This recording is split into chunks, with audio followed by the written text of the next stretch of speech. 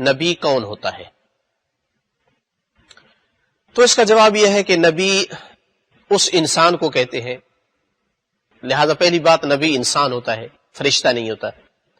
نبی اس انسان کو کہتے ہیں جو اللہ تعالی کی طرف سے لوگوں کے لیے پیغام ہدایت لے کر آئے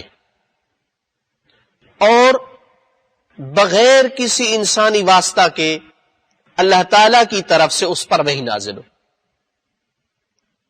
تو یہ تین باتیں ہو گئی، انسان ہوتا ہے، اللہ تعالیٰ کی طرف سے پیغام لے کر آتا ہے ہدایت کا، تیسری بات کہ اس کے اور اللہ تعالیٰ کے درمیان کوئی انسان واسطہ نہیں ہوتا ہے وحی کے نازل ہونے میں، یہ تیسری بات ہے۔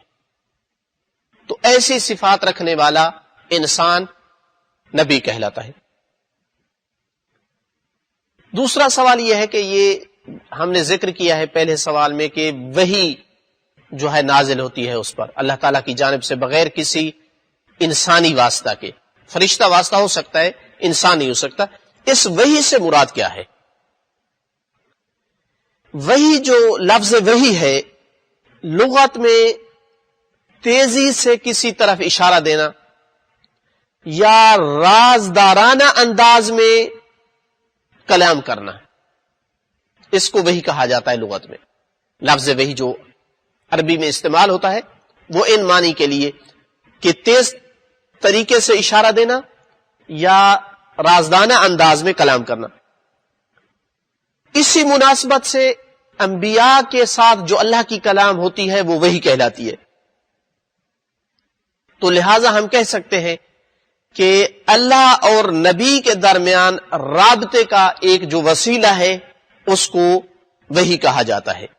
اللہ تعالیٰ اس وحی کو ذریعہ بنا کر اپنے نبیوں کو تعلیم دیتا ہے، ان کو پیغام دیتا ہے۔ چونکہ انبیاء دنیا میں کسی اسکول میں نہیں پڑھتے ہیں، کسی سے تعلیم حاصل نہیں کرتے ہیں، اللہ تعالیٰ کا فیض ہوتا ہے، اللہ تعالیٰ انہیں علم عطا کرتا ہے اور اس وحی کے ذریعے سے ان کو پیغام دیتا ہے۔ تیسرا سوال یہ ہے کہ اللہ تعالیٰ اس وحی کو انبیاء پر کیسے نازل کرتا ہے؟ حقیقت یہ ہے کہ اگر خود اللہ تعالیٰ نہ بتاتا تو ہم معلوم نہیں کر سکتے تھے، چونکہ یہ ایک خاص مقام ہے جو نبی اور اللہ کے درمیان ہے۔ لیکن خود پروردگار نے کچھ معلومات دی ہیں، اس حوالے سے بتایا ہے کہ وحی جو اللہ تعالیٰ نازل کرتا ہے کسی نبی پر وہ کئی طرح کی ہوتی ہے۔ کبھی کبھار بغیر کسی واسطے کے ڈائریکٹ اللہ اپنے نبی پر وحی نازل کرتا ہے، اور یہ وحی جو ہے اس نبی پر بہت سخت ہوتی ہے، گراں ہوتی ہے، بھاری ہوتی ہے، چونکہ کوئی اور واسطہ نہیں ہے، حتی فرشتہ بھی نہیں ہے۔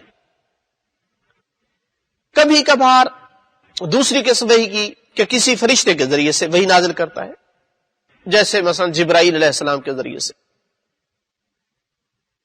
کبھی کبھار اللہ تعالیٰ جو ہے وہ کسی پردے کے پیچھے سے آواز پیدا کر کے وحی نازل کرتا ہے، جیسے کہ موسیٰ علیہ السلام کے ذریعے سے موسیٰ علیہ السلام کو جو ہے وہ ایک درخت میں آواز پیدا کر کے وحی نازل کی ان پر۔